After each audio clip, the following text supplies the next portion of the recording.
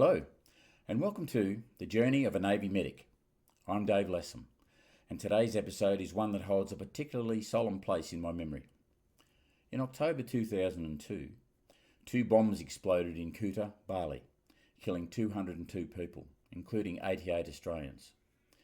It remains one of the deadliest terrorist attacks in our region's history. This wasn't a combat mission. This wasn't a training exercise.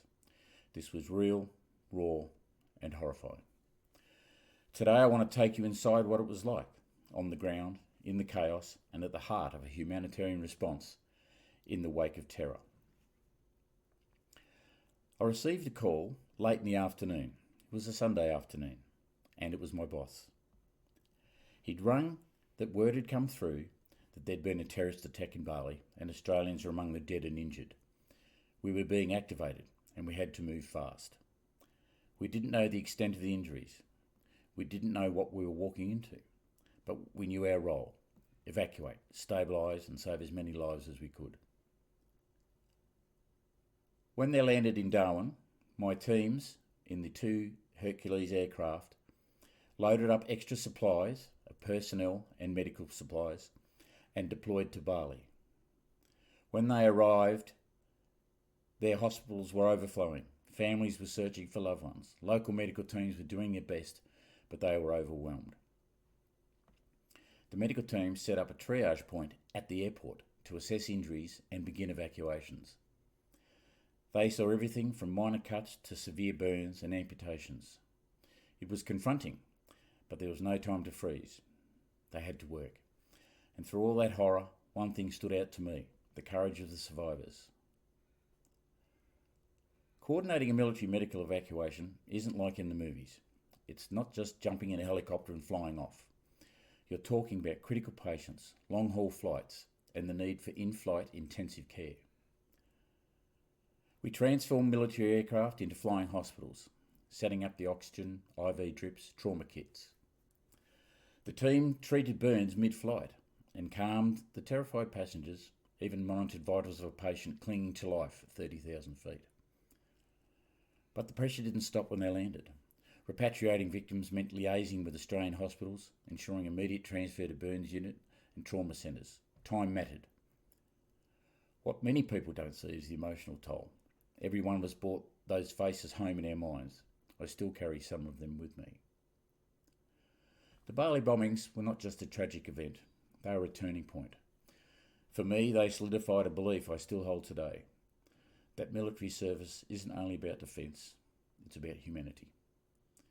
In a world that still faces terrorism, disasters and humanitarian crises, whether it's earthquakes, war in Gaza or Ukraine, or another pandemic, the need for calm, trained, compassionate responders has never been more urgent. That mission also forced me to confront trauma, my own. I had met every patient that we brought back.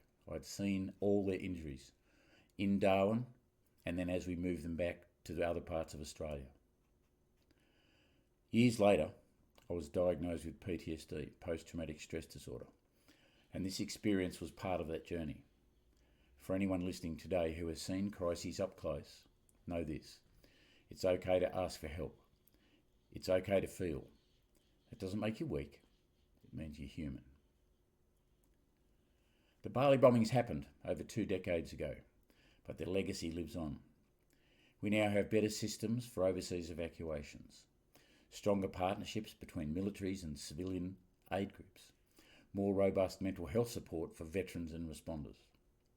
And we remember, not just those who died, but those who served, those who survived, and those who continue to carry the weight of that day. If there's one message I want to leave with you, it's this: in the darkest moments, there's still light. In the worst times, there are people who step up quietly, humbly, to make a difference. That's what being a Navy medic meant to me. That's what service looks like. Thank you for listening to this very personal episode of Journey of a Navy Medic. If today's story moved you or taught you something new, I encourage you to share it with a friend, a veteran, or someone who needs to know they're not alone. Next time we'll explore another unforgettable chapter of my 39-year career, working alongside the US Navy in humanitarian missions across the Pacific and Indian Ocean. Until then, take care of yourselves and each other. I'm Dave Lassam, and I was proud to be the man for the job.